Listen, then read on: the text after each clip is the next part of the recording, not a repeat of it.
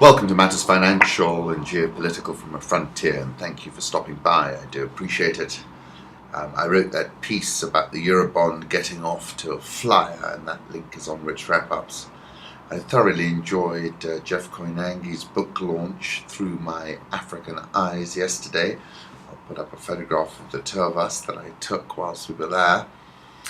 He really was a fantastic guest at Mindspeak a few years ago, and I'll put up that link as well. And in that Mindspeak he spoke about the CNN situation in Nigeria and laid out the evidence for us to all make an independent judgment on it. The next Mindspeak will be on Saturday, July the 26th at the Intercontinental, of course. I look forward to hosting Joshua Oigara, who is the CEO of Kenya Commercial Bank, at that Mindspeak. I did an interview with him in November 2013. I'm going to have a look at that because he laid out the direction he was looking to head in. And if you have not been to Mindspeak and are keen to know what it's all about, we've got a little bit of video footage about it linked up on Rich Wrap-Ups. So far this year we've had Christine Lagarde, Dr. Naikuni, Charles Ireland, Dr. Richard Sesibera and Munir Ahmed, and it's been a great forum, I must admit, and I do enjoy it tremendously. Home Thoughts, PFR, Associated France Press, Agence France Presse France, tweeted this photograph of people diving into the river in Amritsar, saying the temperature is above 48 degrees centigrade, and it looked such a joyous photograph. I like this photograph as well that the Mirror tweeted of the World Cup winner Mario Götze getting his Instagram photograph with Lionel Messi. And then Margot Kaiser, again via Twitter, and she writes extremely well about what's happening in Lamu. She tweeted this photograph. Hundreds of bats apparently hang out in one tree during day, set out at dusk under the full moon for Lamu. And then she was making her way to Pekatoni, and she tweets unexpected beauty on the road to Pekatoni, and indeed a lovely photograph. BRICS are setting up a bank to counter Western hold on global finances, as the Reuters piece. Leaders of the BRICS emerging market nations launched a $100 billion development bank and a currency reserve pool on Tuesday in their first concrete step towards reshaping the Western-dominated international financial system. Bank is aimed at funding infrastructure projects in developing nations, will be based in Shanghai, and India will preside over its operations for the first 5 years, followed by Brazil and then Russia. They also set up a $100 billion currency reserves pool to help countries forestall short-term liquidity pressures. First major achievement of the BRICS countries since they got together in 2009 to press for a bigger say in the global financial order. Bank will begin with a subscribed capital of $50 billion divided equally between its 5 founders, an initial total of $10 billion in cash put in over 7 years, and $40 billion in guarantees, scheduled to start lending in 2016. Capital share of the BRICS cannot drop below 55%. Contingency currency pool will be held in the reserves of each BRICS country and can be shifted to another member to cushion balance of payments difficulties. It will help contain the volatility faced by diverse economies as a result of the tapering of the US policy and monetary expansions of the Brazilian President Dilma Rousseff. It is a sign of the times which demand reform of the IMF, she also said. China, which is the holder of the world's largest foreign exchange reserves, will contribute to the bulk of the contingency currency pool of $41 billion. China, it is interesting, will not preside over the bank for 2 decades. I'll put up a photograph of the Russian President Vladimir Putin, Indian Prime Minister Narendra Modi, Brazilian President Dilma Rousseff, Chinese President Xi Jinping, and South African President Jacob Zuma talking at a group photo session. Fortaleza, July 15, 2014. And I think, in my view, and I'm on Inside Story in Al Jazeera talking about this evening, this is clearly a challenge to the existing financial architecture, a desire to sort of short-circuit it and create a vehicle more attuned to the BRICS. I think the challenge will be, it's a meaningful amount of money, but the challenge will be really in making sure that the governance is of a standard which allows this to do what it's setting out to do. Way beyond the economy and finance, this is essentially about geopolitics, as an emerging powers offering an alternative to the Washington consensus. Indeed, one might view the BRICS strategy as a sort of running, constructive critique of capitalism, how to purge the system from perennially financing the US fiscal deficit, as well as a global militarization syndrome related to the Orwellian panopticon complex, subordinated to Washington, of course. This is Pepe. As Argentine economist Julia Gambino put it, the key question is not being emergent, but independent. Defining issue of the times, how neoliberalism, ruling directly or indirectly most of the world, is producing a disastrous anthropological mutation that is plunging us all into global totalitarianism, while everyone swears by their freedoms. Bloomberg is then asking, is this the end of the World Bank? And I put in brackets, hardly. I'll put up a photograph of the Prime Minister of India and President Xi Jinping meeting in Brazil. Then an interesting article in Asia Times saying whoever is rolling out the new US maritime strategy for East Asia apparently regards the Financial Times as his or her chosen instrument. The FT, for its part, appears to believe that it completes its journalistic mission by reporting the US position and sees no need to examine the US claims in detail, a shortcoming I intend to remedy in this piece. In recent days, two backgrounded FT articles have expressed US frustration with Chinese salami slicing and cabbage wrapping in the South China Sea. From the first piece, Pentagon plans new tactics to deter China and South China Sea. And in this article, and in the FT article, it's saying that the US is adopting a more overtly confrontational posture and backing the PRC's overmatched local adversaries and imposing the US strategic and tactical agenda on the region. And I do think it is very adversarial right now. Attacks in the Gaza Strip killed at least 7 Palestinians Wednesday, Gaza health officials said, and destroyed the house of Mahmoud Zahar, who is believed to be in hiding elsewhere, in the first apparent targeting of a top Hamas political leader. Currency markets, the euro is at 1-month lows of 135.62, the dollar index climbed 0.3%, 80.43 last, Japanese yen 101.74, the Swiss franc 0.8962, the pound 171.36, but it touched a level of 171.90, which was a fresh 6-year high yesterday. Inflation ramped higher to a 5-month high last month. Aussie coming off a bit further, 0.9339, India rupee 60.195. South Korean won softened quite dramatically, 1034.15, and I'll put up a chart in a while. And the Real 221.86. The Real has rallied 6.4% this year, the most among 24 emerging market currencies tracked by Bloomberg. Egyptian pound just below 7.15, and the South African rand at 10.7226. Euro dollar, I'll put up a 1-month chart, beginning to soften, and I think the dollar index, it's very converse. The dollar index has ticked higher to 80.43, and it was on really comments from Yellen. Yellen said early signs of a pickup in inflation weren't enough for the Fed to accelerate its plans for raising interest rates, but conceded that this might change if the labor markets improved more quickly than expected.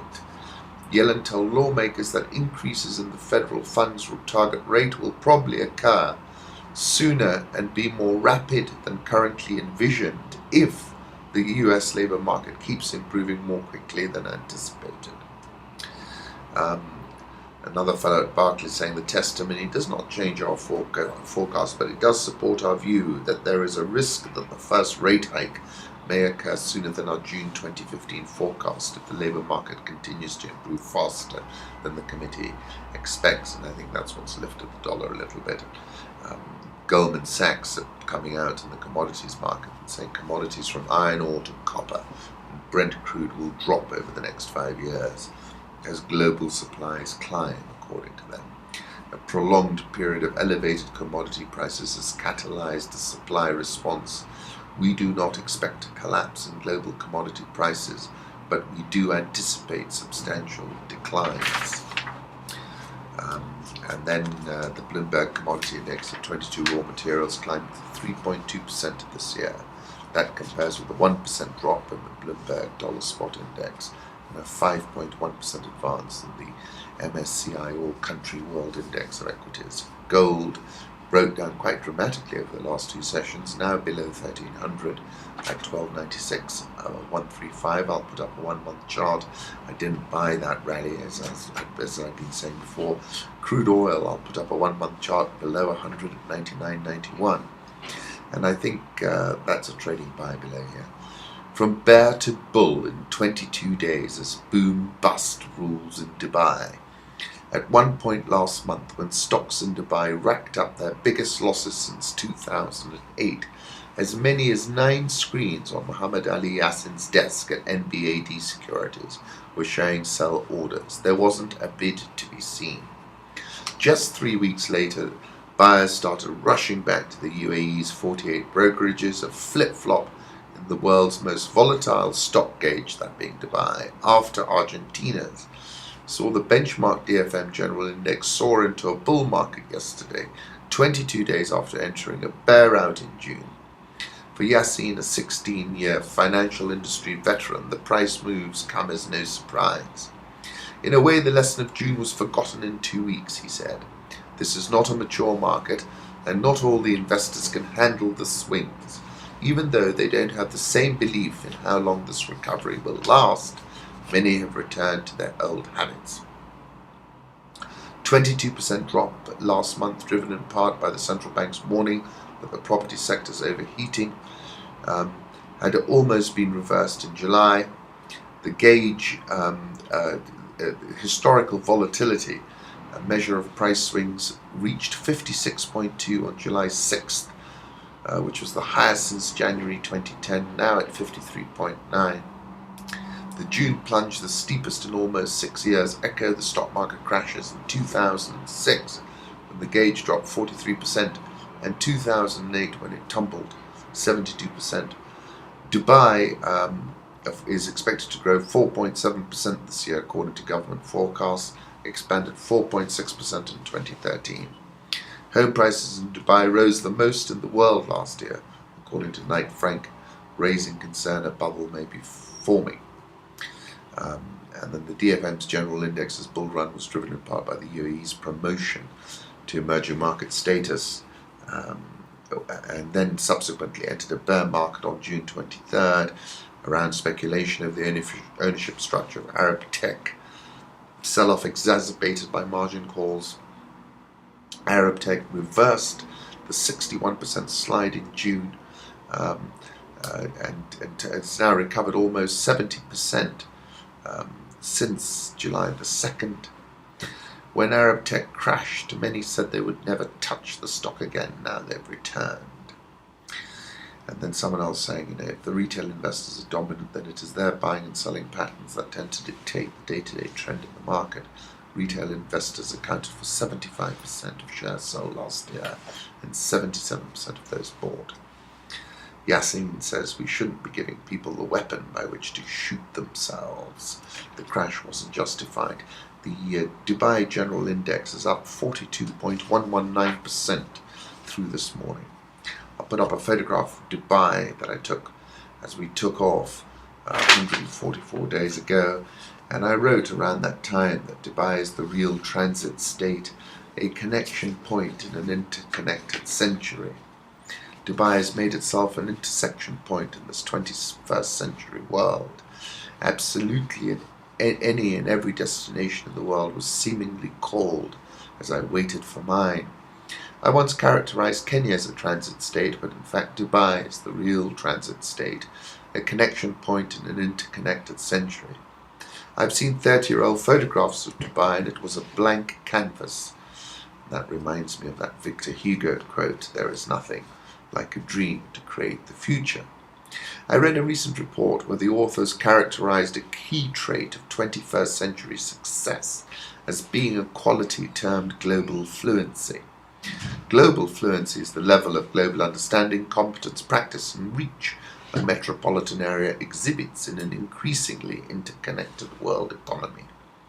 Both Dubai and Geneva, because I was visiting Geneva, are globally fluent. Due to unique circumstances post the 2007 election, our narrative became truculent and extremely aggressive. I'm now jumping to Kenya. This narrative is past its sell-by date. It was certainly effective well up to a point.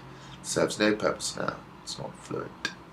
I'll put up a photograph of Dubai taken in 1991 and another one of the Burj Khalifa that I took one morning. South Korean won has softened up. I'll put up a 1 month chart. We're now above 1030. Coming to Africa, interesting piece in Brookings. US-Africa Leaders Summit, a focus on foreign direct investment. FDI to sub-Saharan Africa has increased substantially, in part driven by China, but remains low compared to other regions, and saying, since 2000, global FDI stock in sub-Saharan Africa has increased dramatically from over $33.5 billion to $246.4 billion in 2012. According to UNCTAD, EU, China, Japan and the US accounted for approximately 54% of the stock of FDI in the region in 2012. South-South investment was also important and included such partners as South Africa 9%, Singapore 6%, India 5% and Mauritius 5%. Stock of FDI in sub-Saharan Africa from the EU, China, Japan and the US grew by nearly 5 times between 2001 and 2012.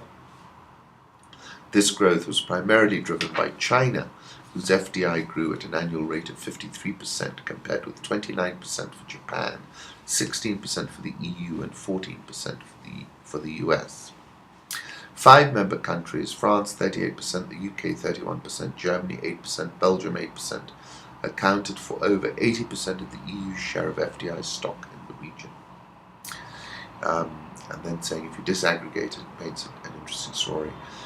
Saying FDI flows to sub-Saharan Africa are highly concentrated in only a few countries. South Africa and Nigeria are the top recipients of sub-Saharan Africa-bound FDI flows.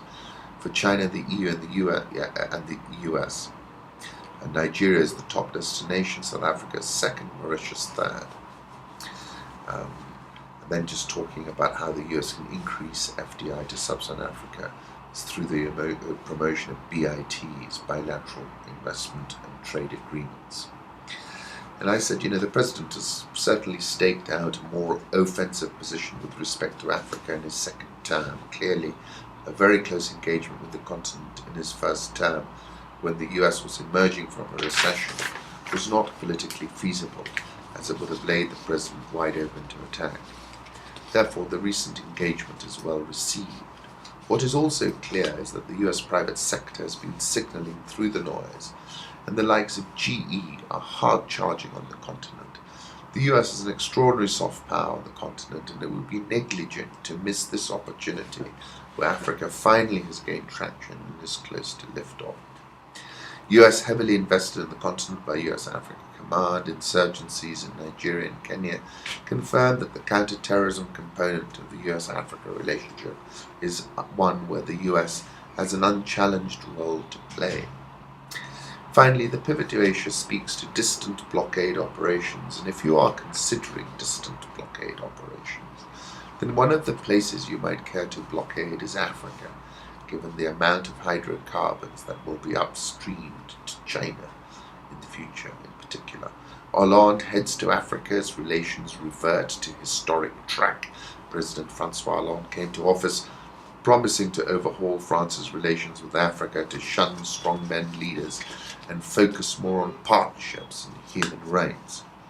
As he leaves for a 3-country swing through West Africa, he's back to playing a more traditional French role on the continent, pushing trade and overseeing military interventions.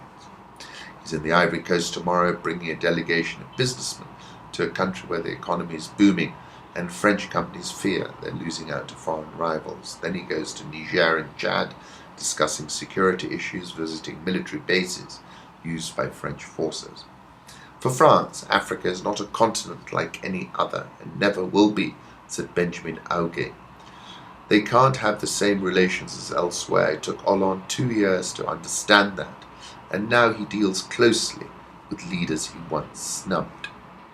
After handing independence to its African colonies in the early 1960s, successive French presidents kept cozy ties with leaders of countries on the continent, not hesitating to send in troops to protect or install compliant regimes.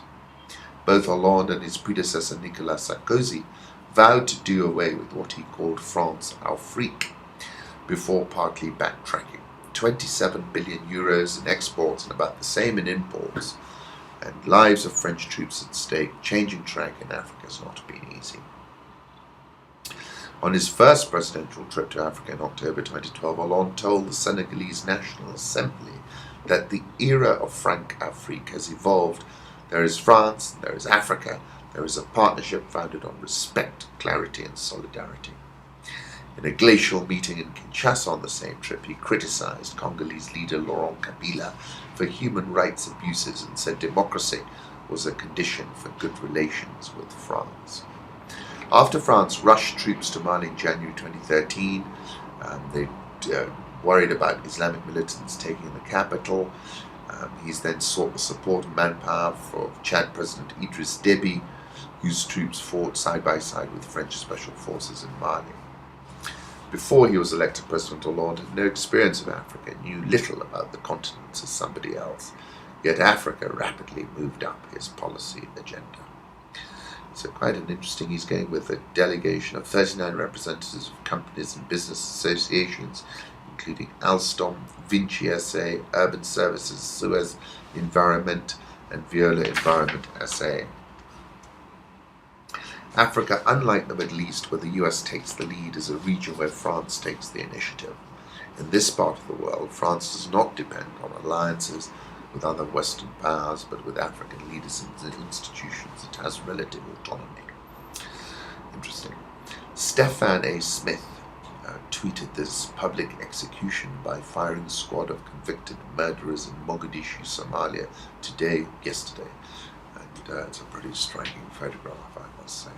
South African oil shares up 11.844% this year, not too far off a record. Dollar versus rand, a little bit softer at 10.7225. Egypt pound just below 7.15. The Egyptian stock market bounced 1.12%. It's up 26.85% this year.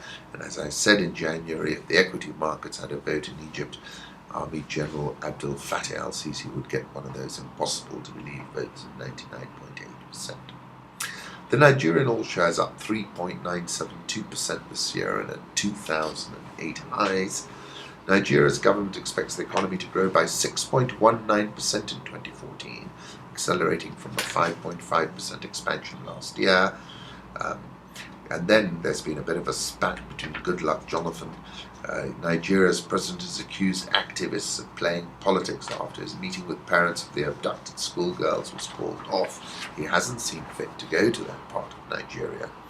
The Bring Back Our Girls group should be ashamed of manipulating the victims of terrorism, he said. Mr. Jonathan had been due to hold his first meeting with some of the girls' parents on Tuesday. Widely criticized for failing to meet distraught parents and not doing enough to rescue the girls. Indeed, unfortunately, political forces within the Nigerian chapter of Bring Back Our Girls have decided to take this opportunity to play politics with the situation and the grief of the parents and the girls. They should be ashamed of their actions, he said in a statement. Those who manipulate the victims of terrorism for their own benefit are engaging in a similar kind of evil, psychological terrorism, he added. He cannot understand this, he cannot fathom this, that Nigeria's mothers will do this type of thing for children. On that note, I shall jump to the fact that some confiscated giant African snails are shown in this handout photo. They were confiscated in the US. The Ghana Stock Exchange is up 9.883% this year, but the currency is down 30%. Sudan, interestingly, is ranked as the second biggest investor in Ethiopia after China, which I was quite surprised at. Sierra Leone is forecast to expand 13.9% this year, faster than the sub-Saharan African average of 5.4%. I like this photograph that the President Kagame has posted on Flickr, receiving President Teodoro Obiang Nguema of Equatorial Guinea in Kigali. President Obiang said, "We currently lack an African voice to defend the integrity of our continent. Africa needs solidarity." Interesting moves in Zambia, efforts to support the kwacha, which by the way has rallied 14% since dropping to a record low on May 28th, led to a sharp rise in lending rates. And the central bank is saying measures we have taken to restore stability in the financial sector are temporary. These will be scaled back when it gets more evident that the threats to higher inflation have receded. Bank of Zambia in May raised its overnight lending rate to support the kwacha, and then central bank increased the maximum amount lenders can charge for credit. You can imagine all of it. It's been charged at this rate, 28%. UN monitors are alleging a conspiracy to divert Somali assets. A UN panel that monitors compliance with UN sanctions on Somalia has accused the country's president, a former minister, and a US law firm of conspiring to divert Somali assets recovered abroad, according to a new report. The Somalia and Eritrea Monitoring Group, an 8-person committee, disclosed the findings in a confidential report to the UN Security Council's Somalia-Eritrea Sanctions Committee. Reuters reviewed a copy of the 37-page document. Said the information it has gathered so far reflects exploitation of public authority for private interests and indicates at the minimum a conspiracy to divert the recovery of overseas assets in an irregular manner. Most of the overseas assets were frozen at the outset of the civil war in 1991, including cash and gold held in banks during 2 decades of chaos and conflict in Somalia. The monitors describe a conspiracy involving the US-based law firm Shulman Rogers, President Hassan Sheikh Mohammed and his office, former Foreign Minister Fawzia Yusuf Adam, as well as 2 other individuals whom the monitors said acted as liaisons between Shulman Rogers and Somalia. Talking about pie-cutting of overseas assets. It's a very hard-hitting report, and it's on Rich Wrap-Ups if you care to have a look. WHO said there were 85 new cases of Ebola between July 8th and July 12th, highlighting continued high levels of transmission. On The Guardian's asking if nude photographs of the Dinka is this art or exploitation. Amnesty has released a report crying for justice, victims' perspectives on justice for the post-election violence in Kenya. Amnesty concludes that in order to end impunity for the post-election violence, the Kenyan government must fulfill its obligations to investigate and prosecute the crimes that the ICC does not address and establish a comprehensive and effective reparation program to address the harm suffered by the victims. It must also fulfill its obligations to cooperate fully with the ICC, and the ICC must continue its efforts to deliver justice to the victims. This report makes detailed recommendations to the government and to the ICC, and I think it's highly unlikely that that outcome is going to happen. Robin Njogu tweeted, Deepak Kamani, who was considered the architect of a number of scams, including Anglo Leasing, now says the Swiss government wants him to refund 4 billion shillings of Anglo Leasing loot to Kenya for his freedom or face a rough time. The Kenya shilling was last trading at 87.751. And I, borrowing Cedric Mohammed's characterization, spoke of the Teflon shilling indeed, and another powerful and bullish signal in the noise. Nairobi All Share edged lower yesterday. It's up 10.589% this year. NSE 20 is down 0.7511% this year. Kenya apparently collected $11 billion in taxes in the fiscal year ended June 30. And furthermore, better prices for Kenyan tea, top-grade Kenyan tea, rose at this week's sale to $3.64 a kilo from $3.30 per kilogram last week. Trading picked up a little bit yesterday. Stock market, I think, is poised on the cusp of an acceleration higher as lower interest rates and mortgage rates are signaling the reduction is gaining traction, juice the stock market. We had encountered a period of circumspection of late. I think that period is near or at completion. Yesterday, Kaikuzi, which by the way has rallied 73.68% this year, and KCB both closed at all-time highs. KCB looks as if it's pushed on today, which makes it a good moment to have Joshua on to Mindspeak. Once again, thank you kindly.